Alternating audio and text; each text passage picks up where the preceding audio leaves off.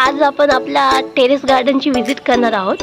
तर छोटंसं एक टेरेस गार्डन आपण क्रिएट केलेलं आहे। आपण बघूया आपण इथे काय काय लावलेलं आहे। बघू शकतात झाडांची ग्रोथ खूप मस्त झालेली आहे। एक 2-3 महिने झालेत आपण ग्रो करतोय आपल्या टेरेसवर हे सर्व काही। हे बघा तुळस खूप मस्त भरली आहे। त्यानंतर आपण गवती चहा लावलेला आहे। हे सुरणचं झाड आहे। त्यानंतर आपण हळद जी असते ती पण हळद लावलेली आहे। त्यानंतर आपण चवळीची शेंग असते ते लावलेलं आहे।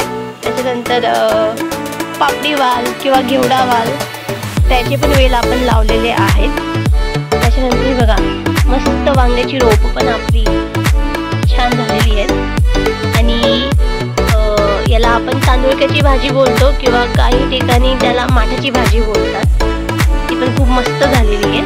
हे बघा एका साईडला आपण छोटे छोटे वांग्याचे रोप पण ग्रो केलेले आहेत। थोडे मोठे झाले की आपण जसे हे लावलेले आहेत साईडला तसं आपण लावणार आहोत। इथे पण बघू शकतात आपण हळद लावलेली आहे।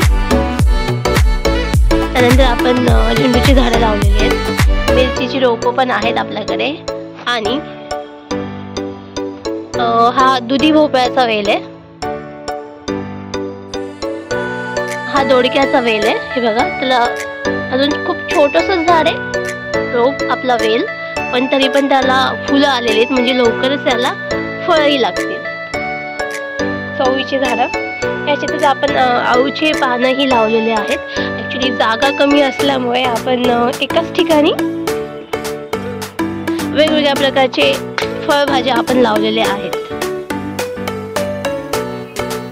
आता इथे एक कारल्याचं छोटंसं वेल आहे। तर आपण शेंडा जो आहे तो असा मोडून टाकायचा म्हणजे ही जी एकच जी फांदी आहे त्याला अजून छोटे छोटे फांद्या येतील, वेल फुटतील आणि वेल जो आहे तो मोठा होईल। इथेही एक आहे तर आपण सेम त्याचंही तसंच करून घ्यायचं आहे।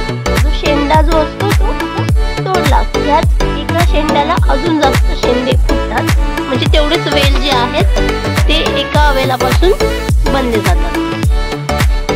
हे बघा दुधी भोपळ्याचा वेलही बऱ्यापैकी मोठा झालेला आहे। आपण त्याचाही शेंडा जो आहे तो तोडून घेणार आहोत अशा प्रकारे, म्हणजे त्यालाही अजून मोर दॅन 1 शेंडे फुटून वेलाची जी वाढ आहे ती प्रॉपर होईल। हे बघा सेम आपण चवळीचा जो वेल आहे त्याचा आपण लास्ट टाइम शेंडा जो आहे तो तोडलेला होता। हे बघा हा एक शेंडा तोडलेला, त्याच्यामुळे त्याला 1 2 3 4 आणि हा 5वा जो वेल आहे जो एक पुढे गेलेला आहे। आपण एक स्टार्टिंगला जेव्हा हे थोडंसं मोठं झालं ग्रो झालं की शेंडा तोडला की त्याला 4-5 एकाच ठिकाणाहून दुसरे शेंडे फुटतात म्हणजे झाडाची ग्रोथ पण होते आणि झाड व्यवस्थित होतं आणि आपल्याला जास्त फळ मिळण्याचे चान्सेस असतातच। हे बघा या वेलाचंही आपण सेम तसंच केलेलं।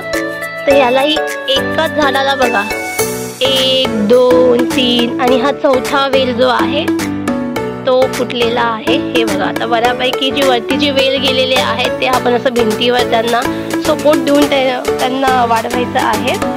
तर आता ह्याच्यात एक गोष्ट सांगण्यासारखी अशी की बाकीचे जे याला ब्रांचेस होते म्हणजे पानं जे होते कवळी पानं ते आपण खुडून घेतलेली आहेत आणि त्याची आपण एक आज रेसिपी करणार आहोत।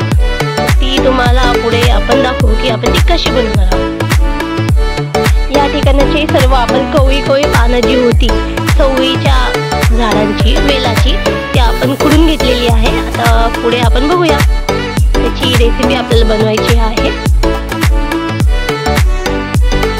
तर अशा प्रकारे एक ओव्हरऑल व्ह्यू आपण बघतोय आपल्या टेरेस गार्डनचा।